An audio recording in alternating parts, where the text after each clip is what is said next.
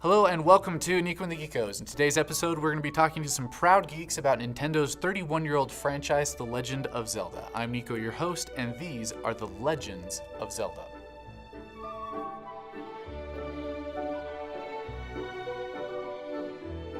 Okay, welcome back. Here we have the Baldwin family of Kevin and Meg, and what is this little girl's name?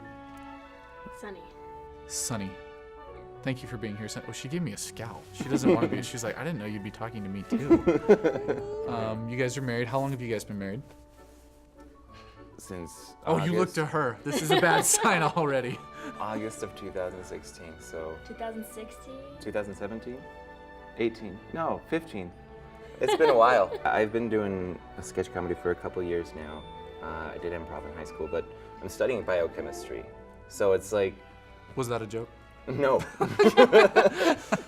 So what was it, coming from somebody who's not like super into games, what was it about Zelda that was approachable to you and enjoyable? Because it was something from my childhood. It brought back those feelings of nostalgia, of course. I love the story of it. I enjoy fantasy, and I love to read, and it was just very entertaining and really easy to become attached to the characters. Mm-hmm. And it's interesting to see how, like, from the 8-bit version, how it evolved into this just an entire world. And I think that's endearing about it too, just because it was able to just grow with us. Have you guys felt like you've kind of crafted your own personal adventure in Breath of the Wild, or are you playing Nintendo's adventure? I'm doing my own adventure. I mentioned to you earlier, like, I could go probably defeat Ganon like 2 weeks ago, but I don't want to. Yeah. I'm not done with the game. You just want to keep exploring that world. Yeah, it's fun cooking things. Mm-hmm. Are you're into the cooking things, Meg? Oh my goodness. Meg is obsessed with food and video games and movies and cartoons. I love cooking outside of. I like to watch people cook. You like to watch people play video games and watch people cook food. Awesome. So, a little bit more of backstory. When we first got married, I started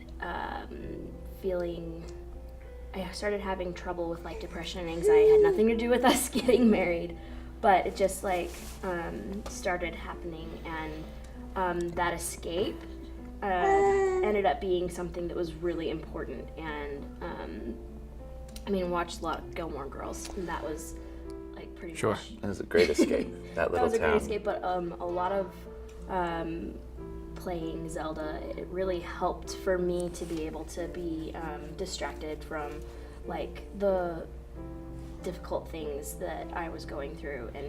And it was hard since we were first married, and like we were learning how to be married. It was a way that Kevin was able to find that could help me, and like he really wanted to be able to help me, and he had found a way. The anxiety would just get so big and debilitating for her, and I would just, I wouldn't know what to do.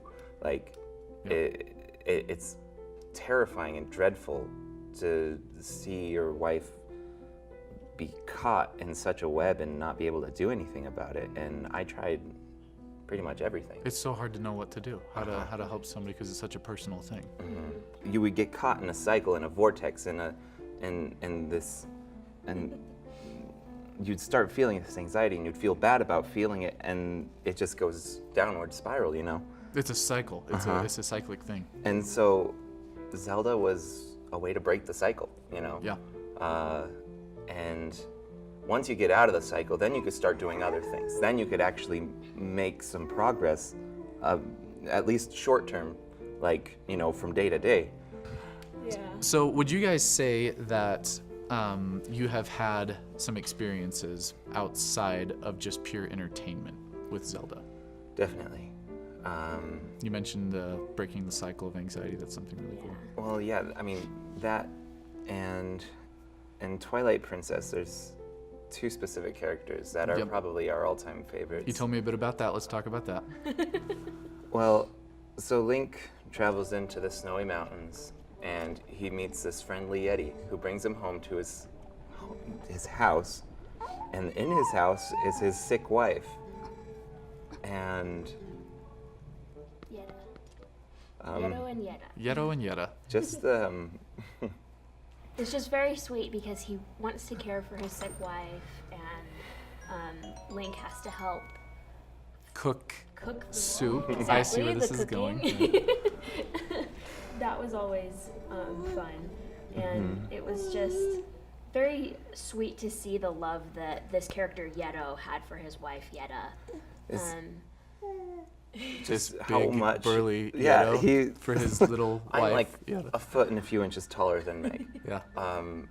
And just seeing how much Yeto cared for this Yetta, like I know it sounds kind of silly because it's like a video game, but it was such a big parallel to me for how much I loved Meg and how much I wanted to take care of her when she was sick. I mean, a different kind of sickness, but we just latched onto that. Like that became just our thing, Kind of you a know. metaphor for- She was my Yetta and I was her Yeto. Right.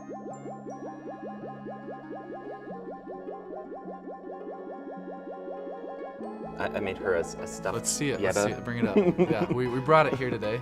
I was ready to see one of the This is a coolest baby. Zelda made. This is a baby. Not Yeto. In case y'all don't know, But this is the goal in life here, to have a family let's get this. and play Zelda together. And here is Yeto.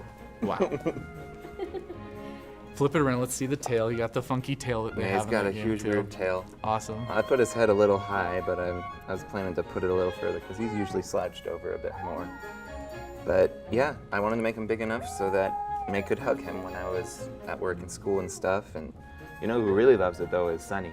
Yeah, I bet. She sees him and she's like yanked his nose off a couple times. Sunny, hi. Oh, she just instantly turns on. That's awesome. Love a Yetta. Oh, don't tear off his tusk.